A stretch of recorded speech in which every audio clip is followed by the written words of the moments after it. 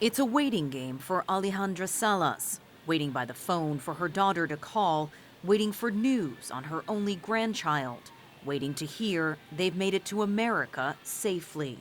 I had a lump in my throat when we said goodbye.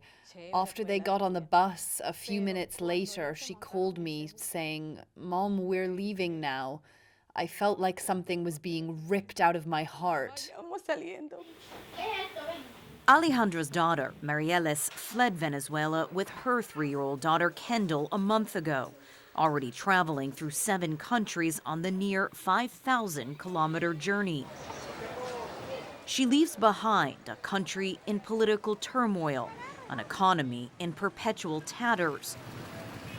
Unemployment is high, inflation is soaring, and simple necessities like food and safe drinking water are out of reach for many. Even as a pharmacist, Marielis's meager wages, her mom says, weren't enough to live on.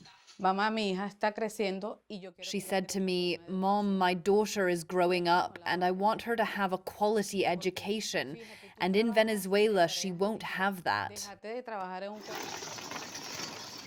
Marielis is part of a mass exodus from once oil-rich Venezuela.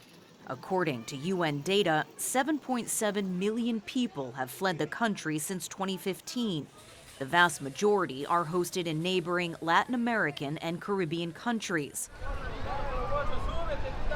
But with opportunities limited, many are making the perilous journey north to the U.S. southern border. More than 110,000 Venezuelans have arrived already this year.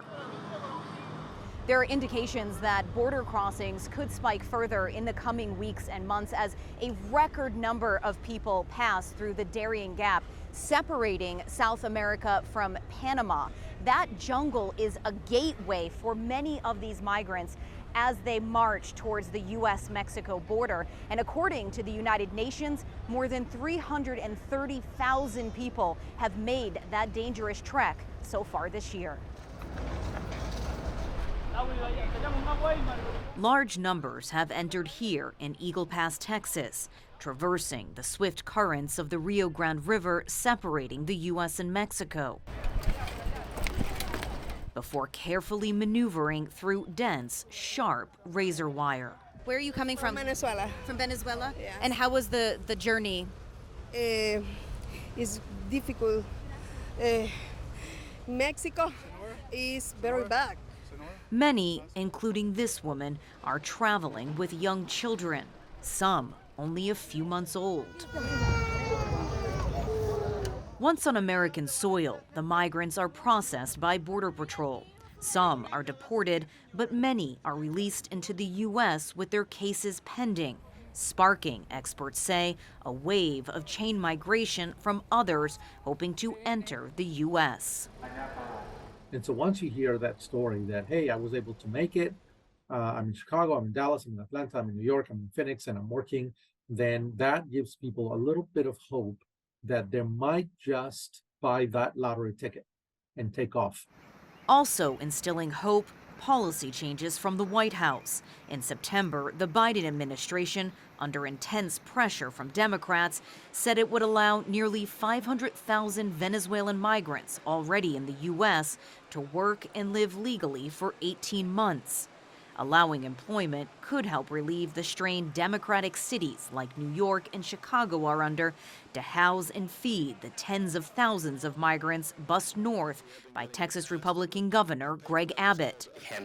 Critics call it a political stunt, but it's brought the urgency of the issue to the doorsteps of some Democratic cities for the first time. What you're dealing with in New York, what you are seeing and witnessing in the state, is a tiny fraction of what is happening every single day in the state of Texas. Earlier this month, the White House said it would resume deportation flights to Venezuela.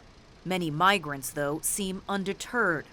Experts say political change in Venezuela is the only way to really stem the exodus.